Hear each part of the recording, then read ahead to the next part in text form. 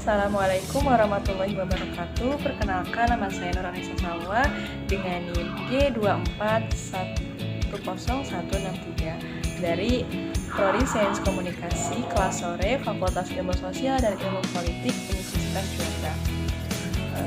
Untuk memenuhi ujian tengah semester mata kuliah Ilmu Pengantar Sosiologi dengan dosen pengampu Ibu Dr. Agustina M. Purnomo SPMSI, yang dimana saya akan menjelaskan dan memaparkan materi mengenai jurnal atau artikel dari salah satu tokoh sosiologi yaitu Emile Durkheim. Nah, dengan tema atau studi kasus Emile Durkheim Theory of Social Fact on Moral and Character Education, yang dimana ini sebuah teori fakta sosial Emile Durkheim tentang pendidikan moral dan karakter. Sistem pendidikan nasional di Indonesia sebagaimana tercantum dalam Undang-Undang Nomor 2 Tahun 1989, yaitu sistem pendidikan nasional secara tegas menetapkan tujuan dalam bab 2 pasal 4 yang berbunyi membangun manusia Indonesia seutuhnya. Nah, manusia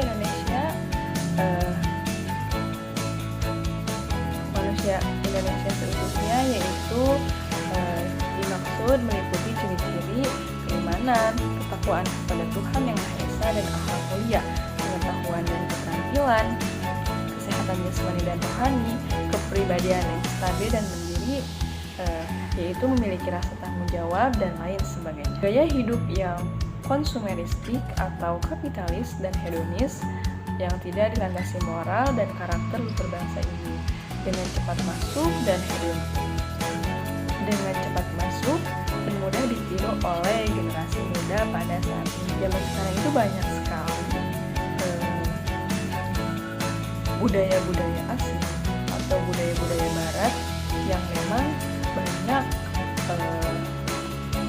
anak muda menirunya gitu ya, sehingga hal itu bisa menjadi indikator buruknya akhlak pada remaja saat ini, yang dimana sekarang itu banyak kasus seperti kayak pelecehan seksual yang dilakukan oleh anak di bawah umur. Nah, dalam kasus ini bisa saja pelaku dan korban berpikir seksual terhadap anak-anak yang masih mempercayainya. Nah, ini sungguh sangat ironis dan mengkhawatirkan. Fashion merupakan suatu proses yang dilakukan oleh setiap individu menuju ke arah yang lebih baik. Nah, jadi pendidikan itu merupakan nilai yang sangat baik atau memang yang harus ditempuh oleh setiap individu pada saat ini. Nah, kemudian membentuk generasi muda untuk berkembang menjadi manusia yang utuh, bermoral, sosial, dan kepribadian dan berilmu. Nah, begitu pula pendidikan menciptakan makhluk-makhluk baru menurut Durkheim. Menurut Emile Durkheim, tugas sosiologi adalah mempelajari apa yang disebutnya yaitu sebagai fakta sosial, yang dimana sebuah kekuatan dan struktur yang bersifat eksternal namun mampu mempengaruhi perilaku individu. Nah, fakta sosial juga bertindak, yaitu cara bertindak, berpikir, dan berperasaan yang berada di luar individu. Nah, di sini juga tidak hanya bersifat material, namun juga non-material seperti budaya, agama, dan peranata sosial lainnya. Nah, Durkheim pun percaya bahwa masyarakat dapat mempelajari secara ilmiah dan menolak pendekatan individual dan memahami fenomena di masyarakat dan milik pendekatan sosial. Karakter yaitu merupakan aspek utama dalam membentuk sifat-sifat seseorang untuk menjadi pribadi yang berakhlak mulia. Apabila kualitas pribadi seseorang baik terus dikembangkan, maka orang tersebut dapat menjadi manusia yang bermanfaat bagi lingkungan sekitar dan kemajuan bangsa. Nah, jadi pendidikan dan moral itu sangat penting untuk manusia atau untuk kita. Nah, dengan memiliki moral dan education atau pendidikan, kita bisa lebih dihargai atau menjadi kebermanfaatan untuk orang lain. Akan tetapi jika kita kurang dalam salah satunya, maka itu belum sempurna. Karena untuk menjadi sempurna itu itu kita harus memiliki dua elemen faktor tersebut, yaitu education dan karakter. Nah, para ahli pendidikan pun secara umum sepakat ya, untuk mengenai pentingnya upaya peningkatan pendidikan karakter pada jalur pendidikan formal. Nah, namun terdapat perbedaan di antara mereka mengenai pendekatan dan model pendidikannya. Nah, beberapa ahli cenderung menggunakan pendekatan pendidikan moral dari negara-negara barat seperti pengembangan moral kognitif, pendekatan analisis nilai, pendekatan klarifikasi nilai, dan ada pula kecenderungan pendekatan tradisional, yaitu melalui penanaman nilai-nilai sosial tertentu pada siswa. Nah, perlu kita ketahui bahwa Emile Durkheim ini adalah seorang sosiologi Prancis, yaitu yang pertama mengejar tingkat sosiologi paling akademis. Ia diberi posisi sebagai ilmuwan sosial dan pendidikan. Nah, khususnya dalam penelitian sosialnya. Kemudian Durkheim tinggal di Jerman selama 15 tahun.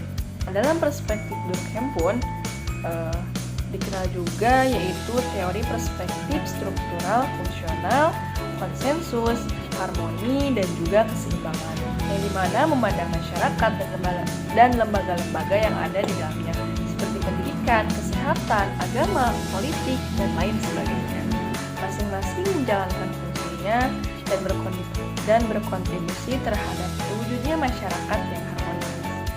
Pendidikan pun dipandang oleh Emile Durkheim yaitu sebagai integral dari masyarakat secara keseluruhan.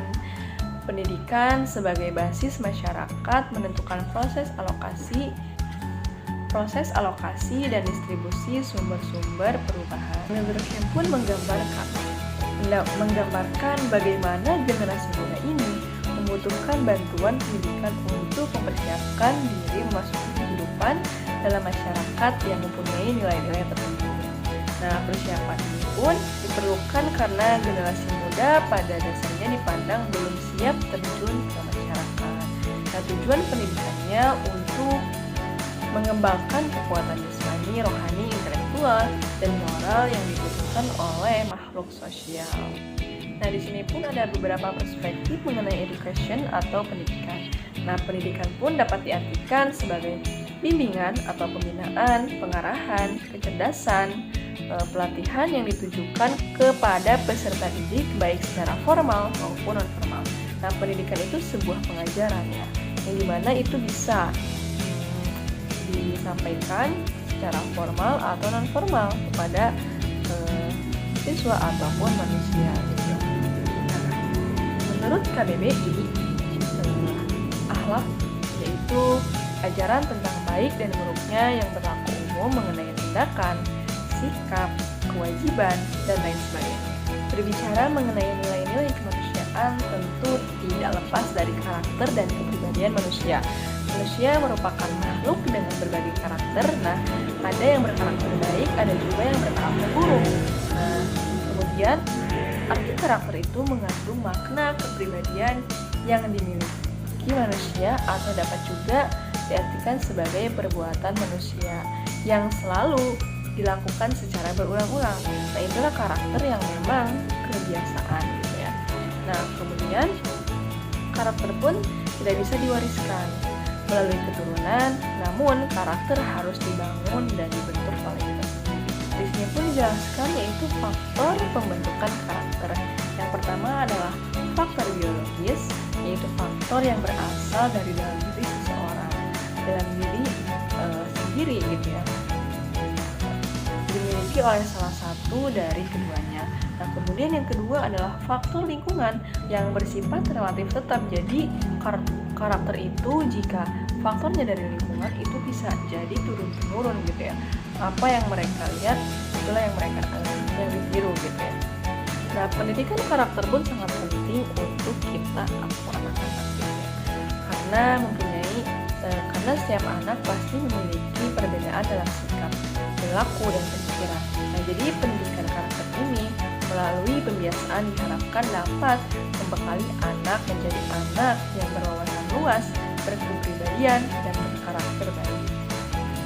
Nah, pada artikel ini pun menjelaskan bahwa menanamkan pendidikan karakter bukan merupakan tanggung jawab sekolah saja, akan tetapi keluarga sebagai bentuk pendidikan pertama bagi anak mempunyai peranan yang lebih penting dibandingkan lembaga pendidikan.